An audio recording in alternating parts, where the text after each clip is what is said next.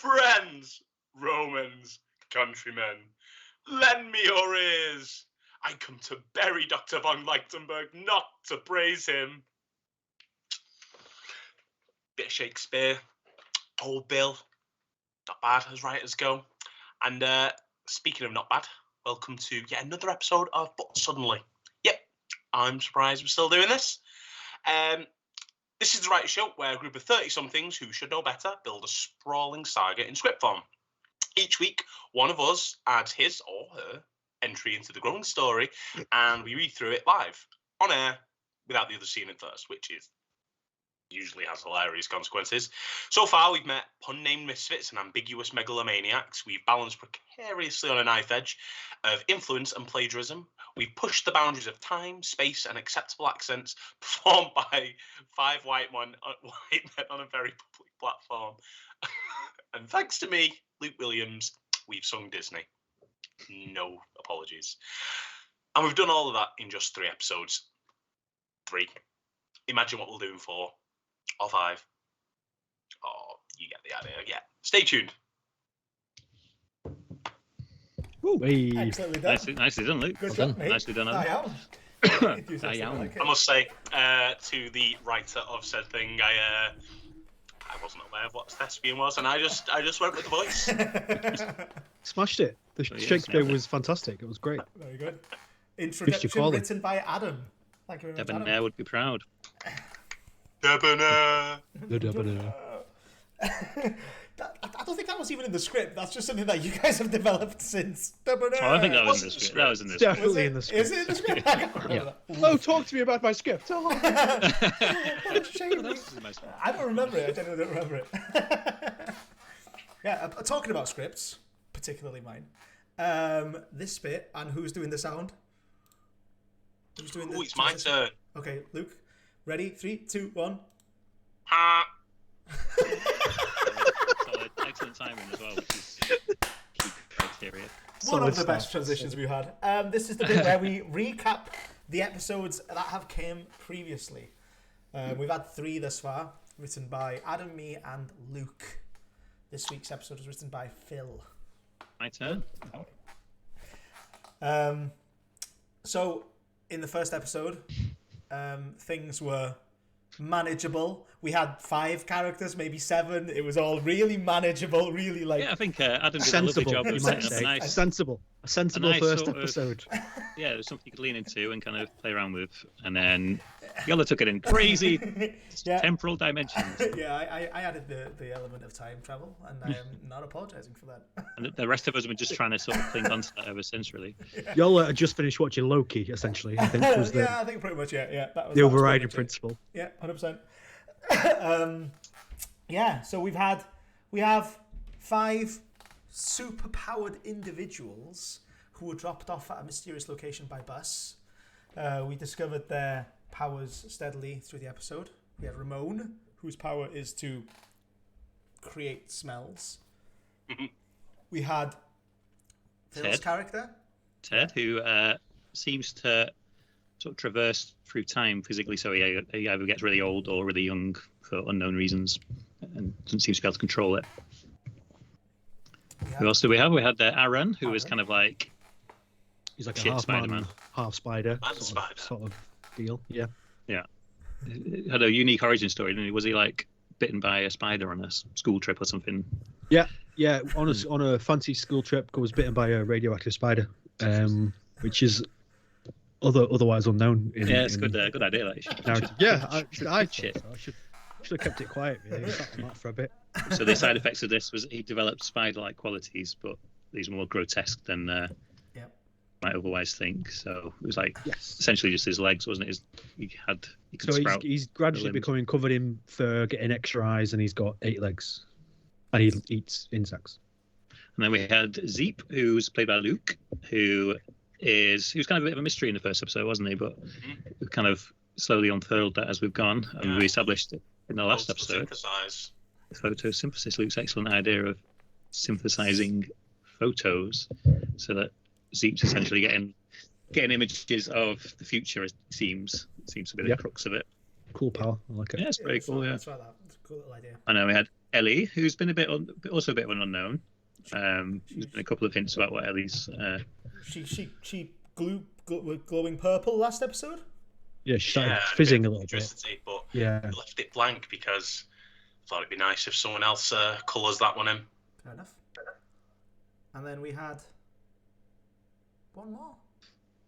Actually, 5, isn't it? Yeah. Oh, yeah. No, we had Ramon, Ted, Ellie, Zeep, and Aran. That's it. Yeah. So that was the original 5 Adam established, and then there was Dr. L, Dr. Lund, what's his actual name? Dr. Von Lichtenberg. Von Lichtenberg. And the Colonel, the sort of quintessential hard-ass military grunt army kind of guy. Colonel guy, yeah. Calls everyone maggots a lot. They seem to be sort of Colonel in / charge General. He jump a lot. His rank a lot last episode. Fluctuating rank. Yeah. He's got the ability to fluctuate in rank. On and off. They seem to be sort of in charge of the facility they've been brought to, don't they? And then so they were dropped off at a mysterious location where they sort of quickly introduced themselves to one another. Then the second episode happened, where that was completely blown to the side. We had a side and a half where we met Skimp and Arduous, two cone men, soldiers of a supervillain called the Debonair, which who had essentially tasked them with monitoring the timeline, ensuring that the timeline progressed as it did beforehand, to ensure that he discovered time travel and took over the world. And they discovered that in the instance of the first episode, Ellie shook Dr. L's hand, which was a deviation of said timeline, and they went to report it to the Debonair. The Debonair quickly sought out his timeline, his times version of the 5, as they were referred to, and went to the jail cell to see what was going on, and we've left it there because then the third episode cut back to the original timeline where the now absent Luke took us back there, essentially back to the mysterious back to the desert, back to the facility in the desert, so to speak, isn't it? And where the Colonel sort of got back on his hard ass horse and dragged them all into cells. The 5. We met a bunch of new people. Essentially met sort of counterparts, didn't we? So there was Willie, Bill, Cindy, yep. I should know this because I've just Garth, Garth and Donald. That was it. Yeah.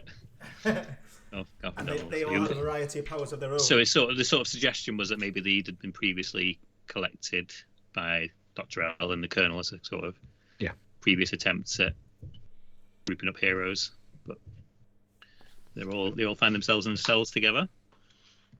And then at the end of Luke's episode, the cell doors all opened, didn't they? They stepped out into the corridor, and there's a big flash of light that was left as a mystery to this point. I feel like the Wikipedia entry is already very complicated. Yeah, it's already too much. We are going to have to sort of condense this down a bit. Yeah.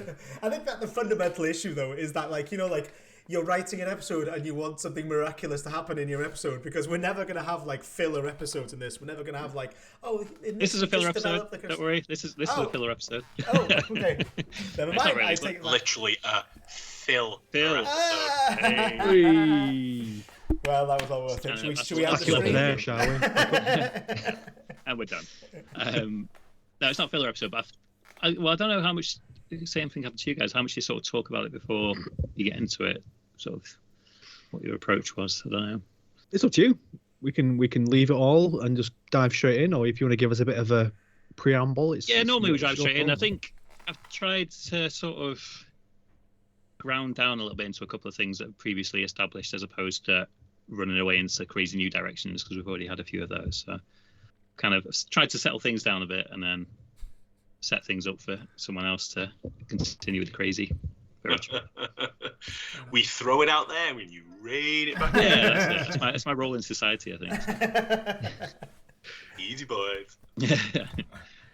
Excellent. Should we just get into it then?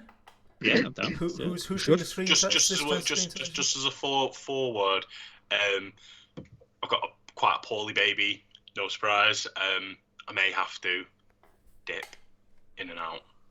Okay, who's taking on the?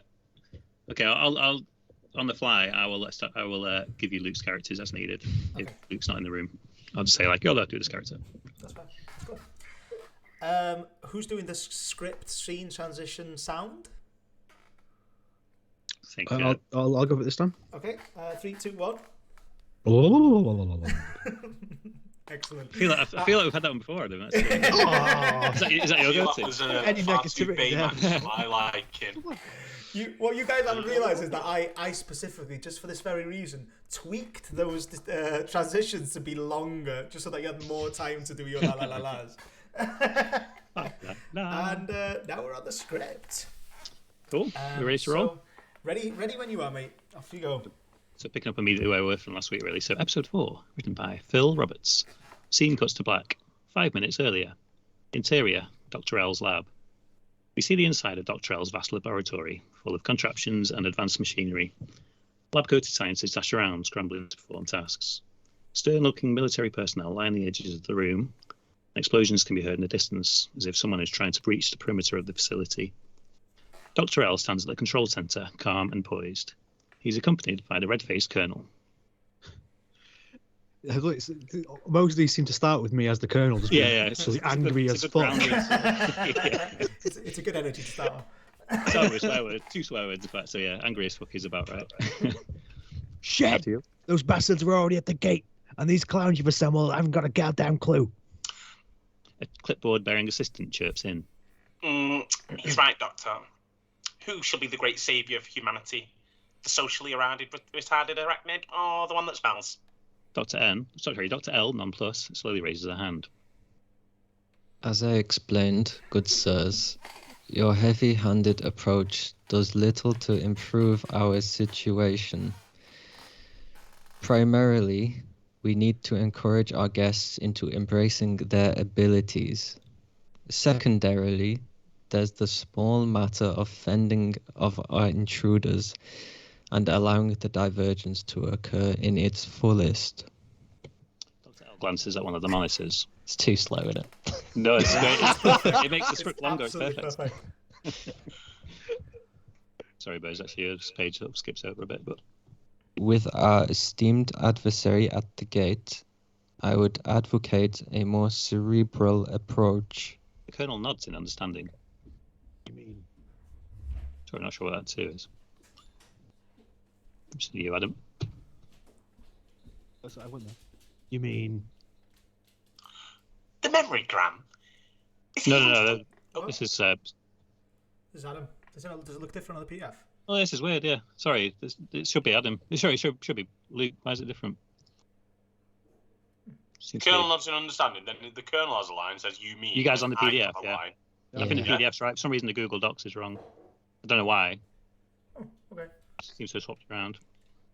Well. You guys carry on, sorry. Should we take it from the top, Adam? You mean? The memory gram? Is it even functional? Last time I saw it attempted, the test subject emerged thinking he was a cabaret singer. Oh, don't worry, my friends. According to my recent data, the memorygram is quite operational. Certain this will work. Dr. L snorts Riley.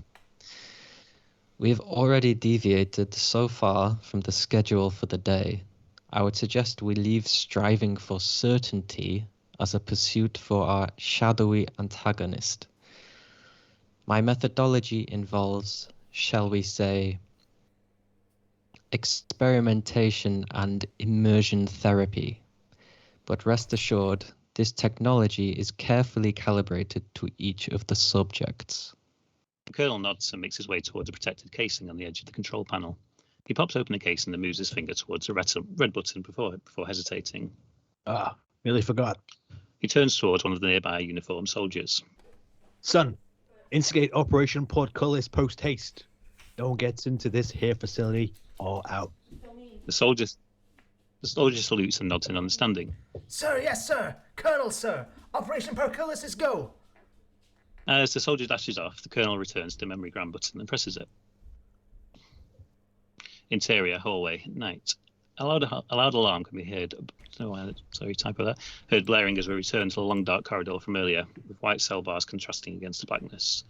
A huge double door at the far end can be seen lighting up, kicking to life with loud clanking. Suddenly, the cell doors all fly open and the alarm stops. Warning, warning. Operation Portcullis will commence in 10 minutes. Repeat, warning, warning. Operation Portcullis will commence in 10 minutes. All participants in Block A proceed to the defend skill set die. Beautiful. Static tones interfere with the voice, and it fades out while static continues over the intercom. Another large explosion can be heard in the distance. As our interpreted heroes step out into the corridor one by one, they are suddenly dazzled by an overwhelming flash of light, enrapturing them and stopping them in their tracks as it floods the corridors. We focus on Ramon, who raises his hand to shield his gaze, but it's no use. He crumples to the ground, paralyzed by the optic assault.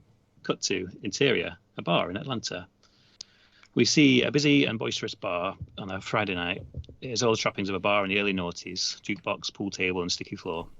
There seems to be a particularly rowdy bunch by the pool table. We're focusing on a young Latino man sat on a stool by the bar, talking animatedly with his friend. No essay! I'm telling you, New Hope is low-key the best Star Wars film! Damn! It might even be the best film ever! Rico, want to tell you about eating those special tablets before we meet up, because I know you tripping. Next you'll be saying Val Kilmer is the best Batman, right down to that loco nipple shit. In New Hope, they don't even got a good saber fight. Rico scoffs dismissively. You know what I say to that? Sabers, schmabers. Who needs sabers when you got the dog fight in the Death Star trenches? Plus the OG version, Han's ruthless badass. I'm telling you straight, Star Wars is a self-contained masterpiece. Ramon waves his hand. Eres un pinche idiota, Rico. Ramon chuckles to himself. But I see you're set in your ways, homie. How's about I play you for it? I beats you at pool, you drop this bullshit for good. Rico glances over at the table and sees that it's still occupied. You want Naco? Only Sure. them cholos ain't moved all night. Maybe we best waiting. Shitting me? They even playing. Don't sweat it, bro. We want to play, so we'll play. Ramon stands and puffs out his chest. He picks up his bottle of beer and strides confidently towards the table. Rico follows in tow, a little reluctant in the shadow of his bold friend. Ramon steps into the middle of the pool area, disregarding the 6 or 8 guys that are bouncing around the table. The pool crew all have a similar dress sense: black pants, white t-shirts, and hair slicked back with thick grease.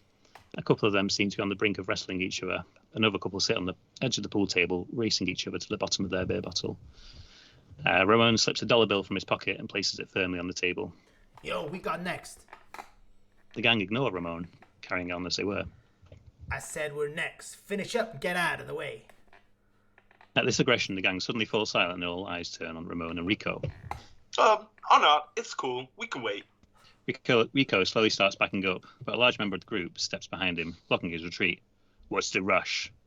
Why is he cockney? He shoves... Interpret as you please. Yeah, he shoves Rico back. Probably sure I thought I was going to do that. He shoves Rico back towards the table. As Rico steadies himself, a man with a large necklace and several sovereign rings in his fingers steps out from the shadow, perhaps the leader of the gang. Yeah, I'm going with it. Yeah, good. You boys like to play puts on pool, huh? Well, this is my table. We're clearly busy, and you've chosen to interrupt us at a crucial part of the game. Crucial part of the game? You ain't even play. Well, interrupt me, boy. The gang leader places his hand by his side, hovering over what looks like a concealed gun. See what this is? I don't know. Overcompensating for something? Now, fuckface, this is the start of the worst night of your life. So cliche. Perfect.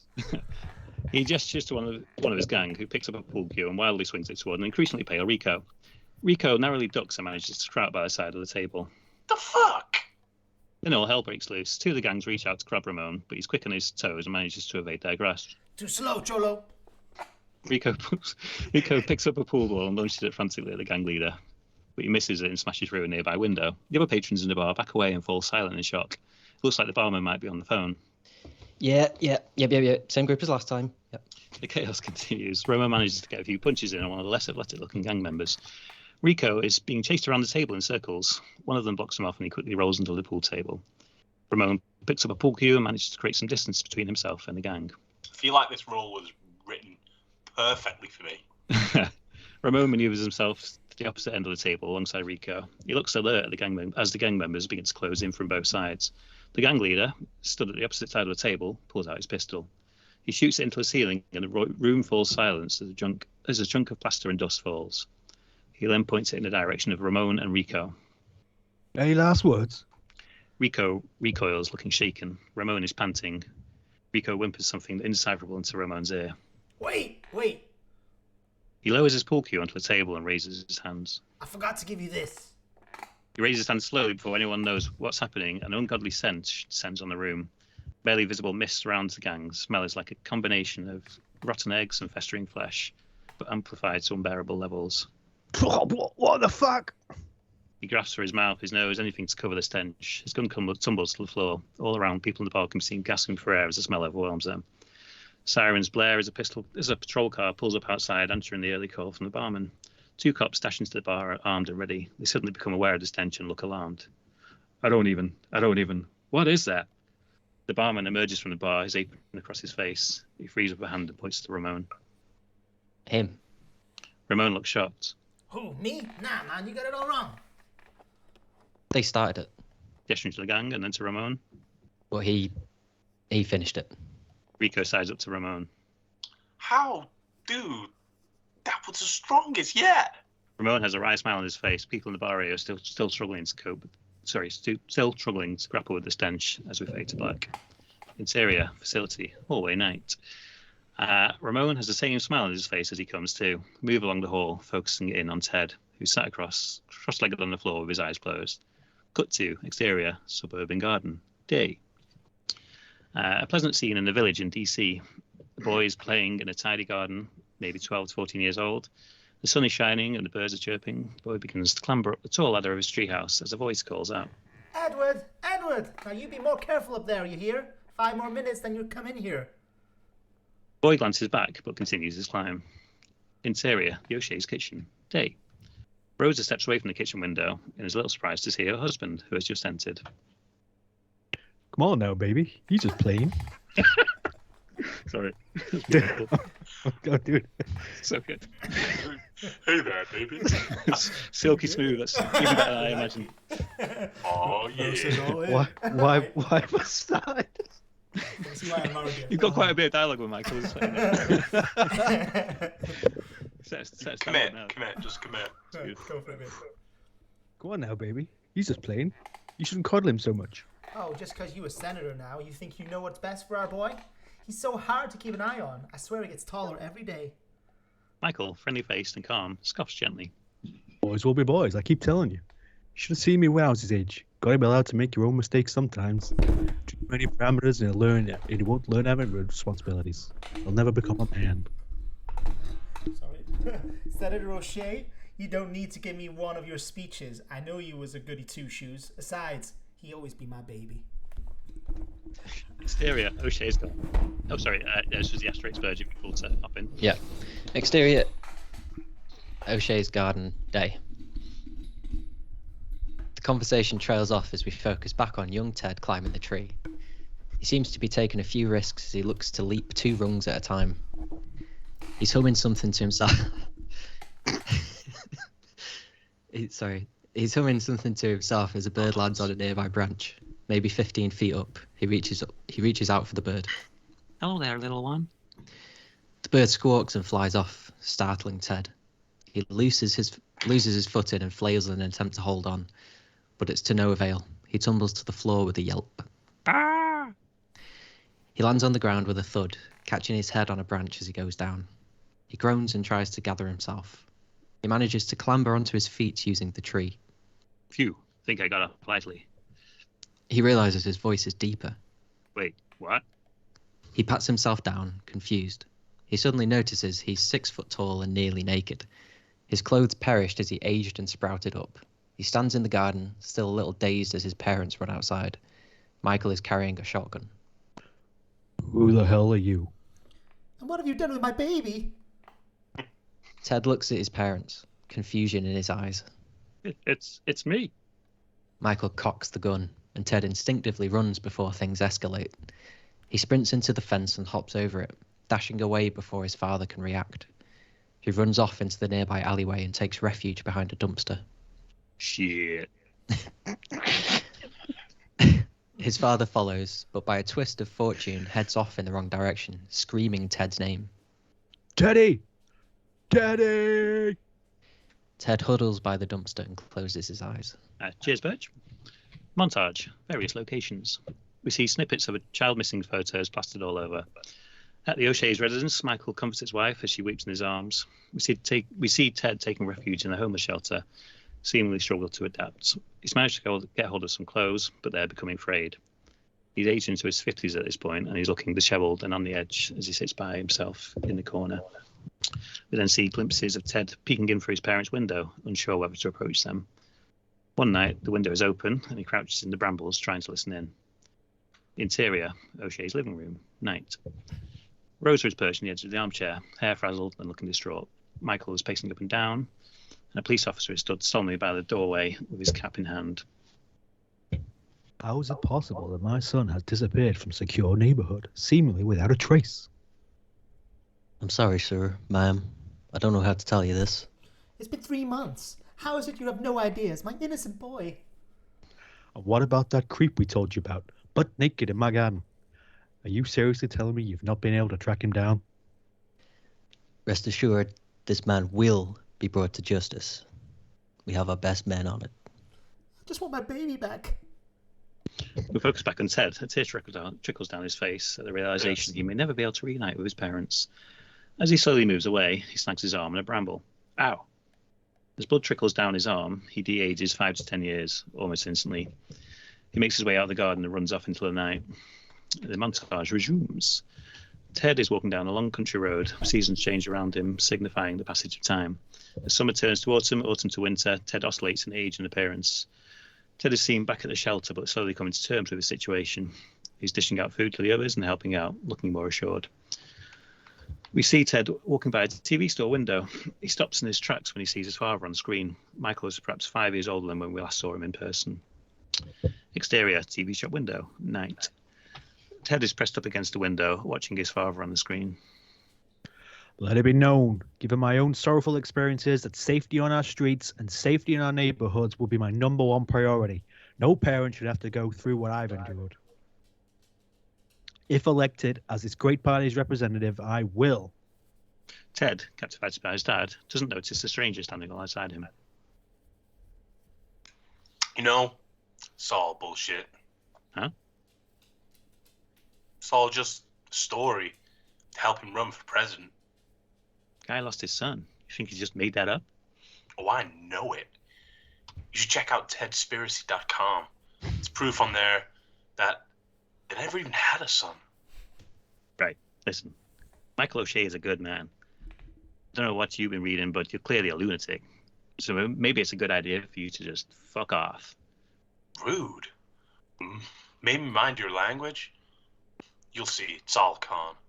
Ted, baffled, turns away. He's so distracted by the passerby that he doesn't notice the shop door opening at speed as he steps forward, just as it's about to crash into him. Cut to interior, facility hallway, night. We return to Ted. He flinches at the vivid memory of the door hitting him in the face.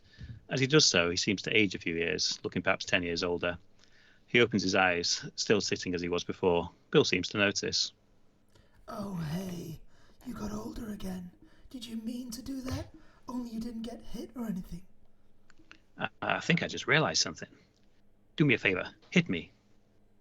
Ted closes his eyes as Bill instantly clouts him around the ear with one of his vine arms. Ted grunts and de-ages a few years. Oof, that'll do it.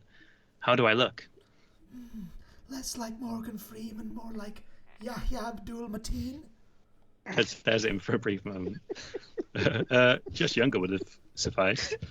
But that's interesting. I got a feeling when I think about my mother, I get younger, and when I think about my father, I age upwards. And maybe the impact determines the years. Oh, hey, that is rather interesting. Tell me, what was your father like? It says Bill Yolover Is that like? Yeah, I don't know why the Google Docs has done that. It seems to have swapped around the. Yeah, that's what. Never mind. It was reading it, but it's cool. Oh, he was there, but Bill sucker punches Ted in the stomach, aging him forward 5 to 10 years. Ted flutters and crumbles to the ground. I think you may be onto something. Interior facility hallway, night. We have an overview of the cell hallway as the other inmates are slowly coming to. Cindy is standing over Ellie, who is yet to stir. She places her hand and shakes her gently. White flash. Cut to. Exterior. Inner City Park. Day. Sorry, Adam. A young girl, perhaps 10 or 12 years old, is sat on a park bench by a large duck pond, swinging her legs. Sitting alongside her is a middle-aged man with silver, slick-backed hair and studded diamond earrings. Oh. Phil. You planted this. You planted this. I lost my voice. Uncle Derek. Uncle Derek either ignores her or simply doesn't hear. He's staring off into space in a trance-like state. Uncle Derek. He sits there solemnly. She pats him on the arm. Is it happening now? Are you seeing them? Uncle Derek comes to with a cough. It turns out he may have just been sleeping, but he turns to stare at his niece and tries to keep up the pretense. When you said, I've heard you do this before. We're talking about 20 years ago. Me. You planted the seed, Adam. This is on you. I didn't expect it to grow.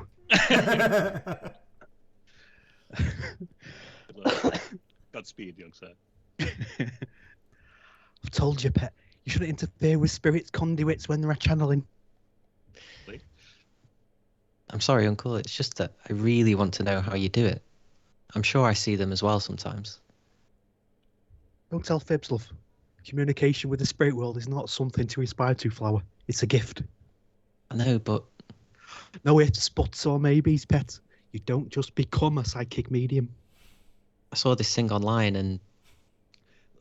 I tried to write it in dialect to help you along. You've written Laura. Oh, fuck me. There's a Laura guff on the interwebs, believe you me. I've been channeling for 40 years, and once you feel those vibrations, there's no going back. Vibrations? That's not really what happened with me. It's like I summoned a ghost, then got him to chase away some of the school bullies. Well, now I know you're telling porkies, love. There's two things I always tell people. You can't command spirits, and you can't demand them. Simple as that. But it really felt like they were listening to me. Listen, dear. You've clearly got a good imagination, but I think it's time you leave it to the professionals. Now, come on. Let's go feed some ducks. That's really Adam, well done. Derek gets up and heads towards the pond, humming the tune to Most Haunted. The memory fades and we focus back on Ellie. Interior, facility, hallway, night. Cindy continues to shake Ellie until she comes to. Her eyes open, she sits up. You okay, honey? Oh, I'm fine. Thanks. Just realised that my uncle was full of shit and I should probably disregard anything he ever told me. No kidding. Cindy helps Ellie up. Interior, Dr. L's lab. The Colonel, Dr. L, and the assistant are watching on from their control panel. Did it work? Barely lasted a second. Oh, I believe the full dosage they just endured will be more than sufficient to give them a little reminder of their best qualities. And what are the intruders? My diagnostic sensors are showing unknown personnel, despite the lockdown. Fret not, my friend. Everything will play out as intended in due course. You're awful cocky for someone with no live field experience. Dr. L chuckles at this. My experiences are perhaps beyond your comprehension, good sir. I wouldn't expect you to understand the full temporal connotations. Colonel grunts. I hope you know what the fuck you're doing, because it's all the same when you're staring down the barrel of a gun. Interior, facility hallway, night. All along the corridor, people are getting to their feet. It seems not much time has passed as the heavy doors at the end of the hall are still slowly whirring open. Aaron can be seen, squatting up and down on his legs, almost like he's limbering up for something. Ramon is flexing his hands and looking around. Zeep looks a little flustered as he flicks through some photos in his hands at some speed. Wait.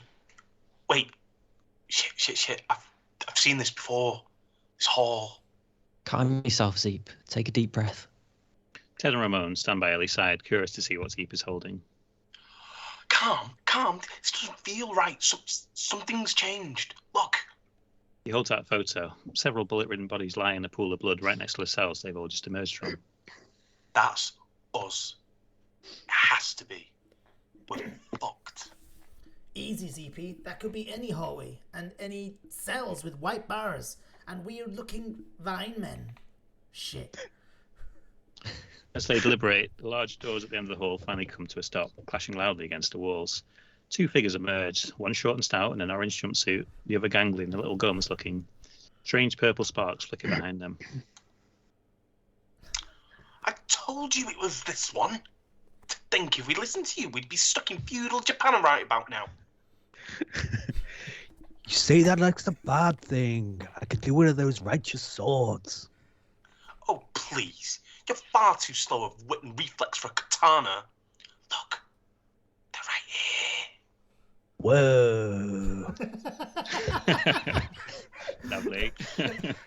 So just put a few extra H's on there for you. Arduous gestures for Skim to be quiet and strides forward. The others notice them coming and turn to look, a little perplexed at the less than intimidating sight. All of you, stop what you're doing. Who are you? Why, I am a representative of the Debonair. Master of time and space, protector of the Debonair and the Debonair and rightful ruler of the known universe. It is my sworn duty to correct the deviation and return you to the correct timeline. Yeah, what he said. Heard some bullshit in my life, but this takes the coconut. That's you, Yellow. Oh, Coco Loco. Indeed. Be that as it may, resistance is futile. We're like Borg now. Shut up! Okay, he's totally right. We should probably just come with us. That Debonair dude isn't messing around. I've had to come to terms with a lot of charlatan bollocks in my life. Odds are you two clowns are just the same. I think we'll stay here, thanks. Zeep's eyes dart around, looking alert. Aaron still seems to be limbering up. The other cellmates are in a bit of a huddle. Donald is swinging his arms around in circles. Yes, we thought you may say something like that. We've prepared a contingency to help you make the right choice, the correct choice. Argus removes an orange key from his pocket and turns it as if using an invisible lock. He thrusts out with his hand with some force, and a deep red barrier/portal appears on the ceiling behind the cellmates. At the far end of the hall, they all turn in unison to see what it is. The fuck? You all scoot a little closer to the portal, which is around 20 feet away. A huge turret drops through and clanks onto the floor below. The tech looks highly advanced, perhaps even futuristic. The turret steadies itself and kicks into life, lights beaming up the side. Scanning for targets. It's like the aliens from Galaxy Quest. Yeah, he was. I thought the exact same thing. You have precisely 30 seconds until the turret begins firing. Your choice, I hope, is clear. Come with us, or you will be eviscerated. Dude, think I preferred you when you were on traffic duty. Arduous scowls at his colleagues and removes another key from his breast pocket. This one is purple, but he performs the same motion as before, turning the key in an invisible lock just behind him. He motions to open a door, and a large purple portal opens up behind him. Come now, chop chop. Ted, Ellie, and Ramon slowly make their way towards the purple door. Aaron has other ideas. He springs up onto the ceiling and his arachnid legs latch onto the smooth surface. He charges upside down towards the turret. Whoop, whoop, whoop, whoop, whoop. Thank you. Donald takes inspiration from this and sprints after him from the ground. Cindy, Garth, Willie, and Bill all slowly slink back into their open cells and slowly close the doors. Punch power! Aaron and Donald run in tandem, one on the ceiling, one on the ground. Donald is swinging his arms, careful not to catch his comrade. They're inches away from the turret as it kicks into life. Target acquired. Turret launches a brutal volley. The turret launches a brutal volley from two barrels. It tears through Aaron and Donald, instantly stopping them in their tracks and ripping them to shreds. The barrels cool off, leaving nothing but a pool of viscera. Ted, Ramon, and Ellie stare on, shell-shocked. They turn to step into the purple puddle. But suddenly... Sorry, Ola, I feel like you didn't have that much to do there. No, that's fine, mate. I was honestly, more of a I moment. was dealing with microphone issues. My microphone literally fell in the middle of that. I'm not sure if you guys noticed. Have you just killed 2 characters right then, though, Phil? Well, I don't know. It's time connotations where you could bring them back. I don't know. Fair play. It's ballsy that. What happened to Zeep? You said Ted, Ramon, and Ellie stare on. Shell-shock. Does Zeep just hide round corners? Maybe it's fair to be determined. Maybe I forgot to see. Top work, Phil. Yeah, Nice. excellent, Alright. mate. That was really good, mate. Yeah, great. I really liked the Nice one. origins of everyone. It was like awesome. It was nice to see like little snippets. Yeah, of their there's lives. things that have been sort of picked up on from like what you guys have written previously. So I think Luke mentioned Rico as Ramon's mate, so I just thought I'd use Rico. And y'all obviously mentioned the Atlanta incident, so I guess that could be like an incident where he used his powers in a sort of in a way. And then Derek Okora is kind of. I didn't realise until after I'd written it that Derek Okora died this year, didn't he? I know. Yeah, he did stuff. I was trying not to be too disrespectful, but you know, he was who he was. Ironic. I loved it. Yeah, He's fine. I'm sure he's fine. Don't worry about it. yeah. Wait. Oh yeah, he's fine. Oh. Yeah, nicely done on the Scouse accent. No, yeah, that was ace, mate. I really enjoyed it. I think you thus far. I think you've done the most work in like reading back through everyone else's scripts. It's a tricky one, Like, because it's like well-researched. I don't want to just like disregard what you guys have done previously. So I just thought, as I said before, just trying to ground into it a little bit. But essentially, the story's only moved about 2 feet forward since Luke left it, so it's up to Burge to kind of go crazy with it. It's great. I love Or just jump straight to feudal Japan. Well, yeah, there is that option. Feudal Japan I mean, still the, mentioned. The Ted backstory was really good. I really enjoyed that part. Definitely Well, was. yeah, I like that. Yeah, I really liked it. I loved all the backstory stuff. I thought you did a good job, and also you'd sort of tied things together quite nicely, bringing in Arduous and Skimp. Yeah, I didn't know how much to lean into that stuff, because obviously we had like the Debonair and stuff. I didn't want to just pile in with like 8 different characters into the same thing. So it kind of made sense that because Arduous and Skimp were the ones who were monitoring this day anyway, that they'd be the ones who'd be sent to kind of essentially try and clean it up. If that is indeed what they're doing, who knows? I like it. I like it. Was like I got all excited seeing Arduous and Skip again. Yeah. Like Telltale orange jumpsuit. And I absolutely love reading for Arduous. I thought you did enjoy that. Yeah, that was quite a late sort of thing, because I wasn't sure how I actually wanted to. My main focus was doing the backstories. I actually wanted to do one for everyone, but I didn't want to sort of breach beyond the 20 pages too much. So I just kind of focused on the 3 that I had ideas for, essentially. I didn't want to just do the Aaron kind of bitten by a spider thing. So yeah. That's awesome. But yeah. I really like. I really Well, it like doesn't that. really matter now if he was bitten by a spider. Or a cricket. He's been bitten by a shitload of bullets. Fair. I think I've overcompensated by giving Adam like 12 characters if these guys can kill them. Excellent. I think it's it's good though, because I like that it's setting up that like anyone can die, because like it's 100%. it's a nice little it's like a nice concept like going forward, that like, you know, like we don't know who we'll be following. Yeah, we don't know who the 5 are really. It could be that. So That's a conversation. Yellow and I had talked about that at length. It's like the 5 could even change. Maybe it's like I said, like the Sith, always 5 there are. Always, yeah. You enjoy my quite operational. Yeah, I love that so much. It's I feel like Burge always do. I can't remember the exact line, but perfect. Our weapon systems are. I assure you. Yeah. Can I ask one favor, that the new character of Turret comes back?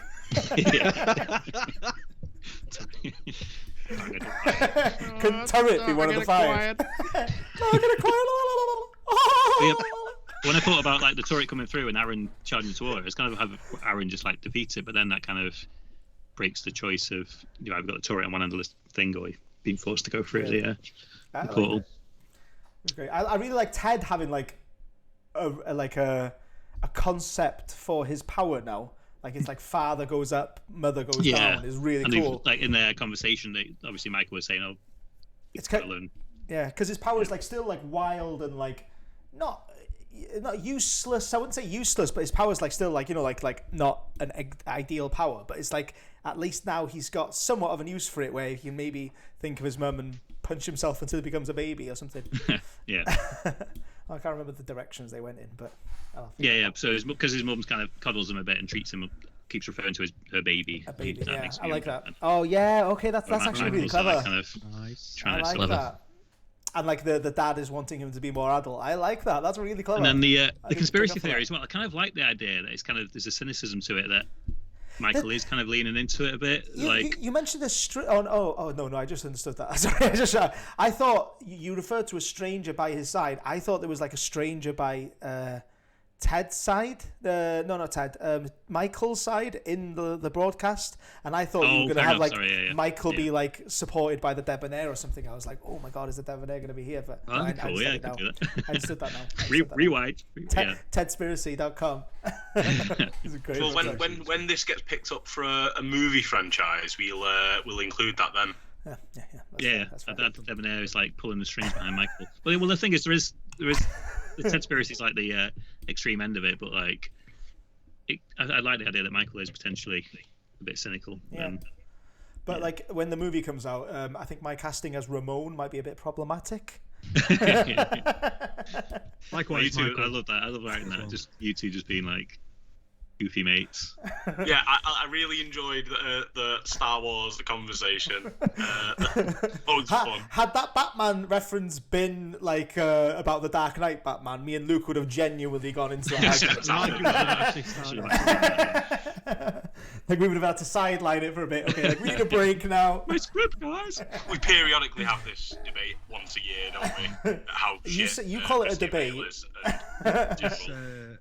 Cholos has killed me. Cholos, yeah. Part of my research. So yeah, so that what was that thing you said? Your phrase. I think it's like "you're a fucking idiot." I think was the official translation. Oh, was it really? I was like, why am I getting Spanish? Yeah. I loved it. That was great. I couldn't commit to that level of accent that I started with Michael. That I apologise. Oh, it's so smooth, man. It was brilliant. It was great. Silky. I couldn't get back there. I just couldn't recreate it. Do you know what I really liked? I appreciated Burge's patience with Dr. L. Do you know something though? He's probably at this point in the story, he's my favourite character. Oh yeah, Dr. L. Honestly, I had to like restrain myself from writing 20 pages of Dr. L and just like I sitting can't there not watching picture Burge. Dr. L as a woman. I don't know why. I have no Definitely idea not. why. I wonder if there's a Dr. L somewhere that I'm calling upon or something. I don't know. Maybe you could lean into that on your next write. Some female. Dr. L's earlier struggles or something. I don't know. I don't know. It's already problematic. We had like a non-binary character that we've just all completely obliterated. Yeah. So maybe I'm not really into that. Potentially. The performance would be exactly the same. So don't worry about that. That's right. Yeah. I could only do one voice. When I Your American was great. Yeah, I nearly put in brackets American, but I thought, no, Burge knows the scenes. He knows what's going on. He'll get involved.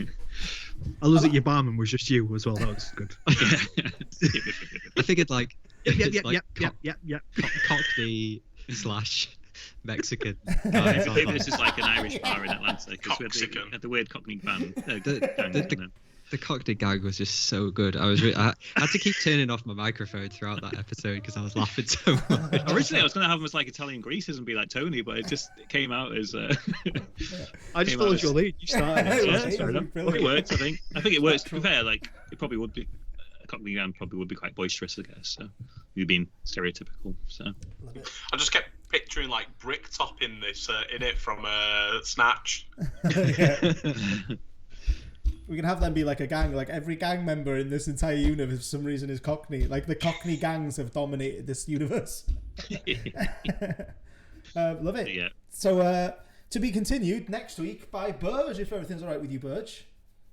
Say next week. I mean, not next week. The week after. Sorry, 2 weeks. Next time. Next time. Yeah. That's sudden. Yeah. I look forward to that. Christmas is next week. Just sorry, go on. I was just going to say, Phil, how did you find writing and just kind of I really enjoyed it. I mean, I didn't put too much pressure on myself because obviously it's the first time I've written a script, so I was just kind of getting used to the format, I guess. But I just enjoyed it really. I enjoyed doing like the interchanges try not to get in the way too much with the directions, I guess. But yeah, I'll take feedback from you guys at some point about like how to handle stage directions and stuff. But no, I was going to say your scene the descriptors are really good, really good. All right. So, I wish I had those kind of scene descriptors. I'm mega jealous of you now, Phil. Thanks. cool. They were great. They were honestly really good. Good job, bud. That's top one.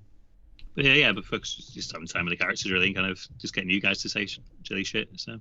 And the funny thing, like, it's such a Phil kind thing to do. Like, literally, like you've established the next person has a door to anywhere. Yeah. Which is like the most generous, but suddenly thing ever. I suppose Luke was quite generous as well because Luke had like a bright white flash. Yeah. But yeah. And we've had more hints at Ellie's ghostly origins, which that's really cool. interested to explore. I watched a couple of Derek Akora videos, and one of the things he says is you can't command spirits and you can't demand them, like his little catchphrase. So that should be Ellie's like with great responsibility. Yeah. I love that we've actually got Derek Akora in the script. It's so good. So I wasn't sure he'd be like, because it was only a hint on your part that he'd called it. Yeah, Akora, it wasn't even in the script. That was just me talking around it. Because there's only one reference. The Colonel refers to Akora when he's doing the register, doesn't he? Yeah, that was... It says that, yeah. That was just like a kind of, it was more of an in-gag. Not like, oh, this will come back as an actual family connection. Yeah, I just drilled down into it. I like the detail of, like, she sort of used them to chase away bullies. So I'm now, like, picturing like some kind of massive battle scene, and she's like Aragon calling in the spirits. The way it's shot.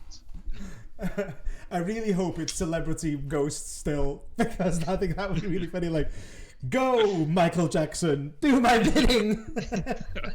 No, maybe not Michael Jackson. Abraham Lincoln, ghost. Yeah, excellent stuff as always, guys. Thank you very much. Do we have any other transitions, or is that the? Well, we do. Do you want to do a description? You can do one, but I think it's a bit too late for it. But transition. I don't think I have one, to be honest. I was just curious if we. 3, 2, 1. Is this me? Collective. That's the bit. We discussed it, and we discussed it. We've discussed it. I missed it. I kept on missing it. But yeah, excellent stuff. That was good. Excellent. So yeah, next one is Burge. He continues from the mystery door to... Oh, he doesn't necessarily have to. He could literally pick up anywhere. Any ideas, Burge? Have you got anything bouncing around in the old noggin? I mean, feudal Japan, obviously. It's the obvious choice. It's like Chekhov's feudal Japan at this point. Like, you have to use it eventually. Can we go... Right, can we take the approach right of... in your wheelhouse, Burge? It will be, but in 2 weeks' time. Do my research. As long as we take the sort of Hunt for Red October approach and it's all just our own voices, then I'm 100% comfortable with doing that. Oh yeah. Could you imagine? That Such would be a like problematic. I should have got Skimp to open the door. Then it makes it more like could have gone completely off the rails like feudal Japan. But I'll do some fuck up too. It'd be like funny if like feudal Japan was like the go-to place that like Debonair sends everyone. So now feudal Japan is just like all people from the future essentially.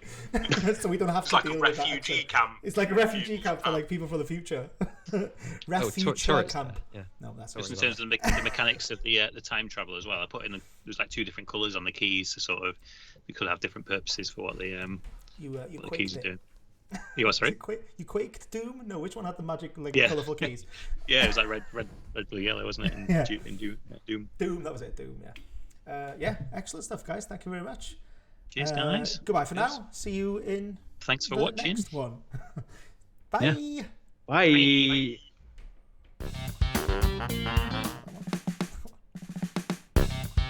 Bye.